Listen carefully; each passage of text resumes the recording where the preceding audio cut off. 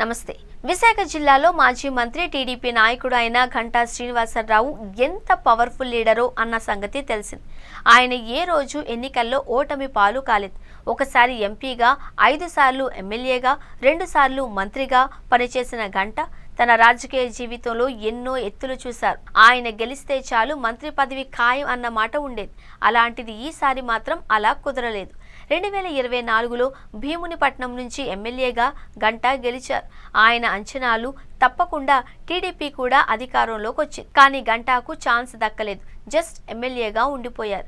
ఇదిలా ఉంటే ఆయన మాట హైకమాండ్ వద్ద పెద్దగా చెల్లడం లేదా అన్న చర్చ కూడా సాగుతోంది. ఎందుకంటే ఆయన రాజకీయ ప్రత్యర్థిగా మారిన మాజీ మంత్రి అవంతి శ్రీనివాసరావుకు టీడీపీ కండువా కప్పుతోంది అని అంటున్నారు. తొందరలోనే అది జరగనుంది అని కూడా పెద్ద ఎత్తున ప్రచారం సాగుతోంది.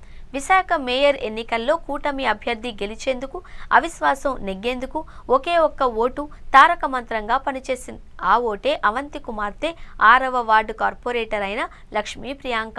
ఇలా టీడీపీకి సరైన సమయంలో ఆదుకున్న అవంతి మీద పార్టీ పెద్దలు ఎంతో దయ చూపుతున్నారట. దాంతో ఒకనాడు తానుగా కోరి వెళ్లి పసుపు తీర్థం పుచ్చుకుంటాను అంటే స్పందించని వారు ఇప్పుడు ఆయనను కావాలి అని పిలుస్తున్నారట. దాంతో అవంతి వర్గం ఉబ్బి తబ్బిబ్బవుతోంది. అన్నీ అనుకూలిస్తే అవంతి తొందరలోనే పసుపు పార్టీలో చేరి కొత్త తమ్ముడు అయిపోతారు అంటున్నారు. అయితే అవంతి టీడీపీలో చేరడం ఘంటాకు ఇష్టం లేదు అంటున్నారు. నిజానికి ఘంటా వల్లనే అవంతి చేరిక కూడా గతంలో ఒకసారి బ్రేక్ పడింది అంటున్నారు. ఘంటాయే అవంతిని రాజకీయాల్లోకి తెచ్చారు. ఆయన వల్లనే ప్రజారాజ్యం నుంచి ఎమ్మెల్యేగా తొలిసారి అవంతి గెలిచారు. అలా ఘంటాను రాజకీయ గురువుగా చేసుకుని ఎంపీగా కూడా మరోసారి నెగ్గారు. కానీ 2019 ఎన్నికల ముందు ఇద్దరి మధ్యన భీమిలి సీటు ఫైట్ తెచ్చింది. దాంతో ఘంటాతో విభేదించి ఆయన వైసీపీలో చేరారు. అక్కడ మంత్రి అయ్యారు.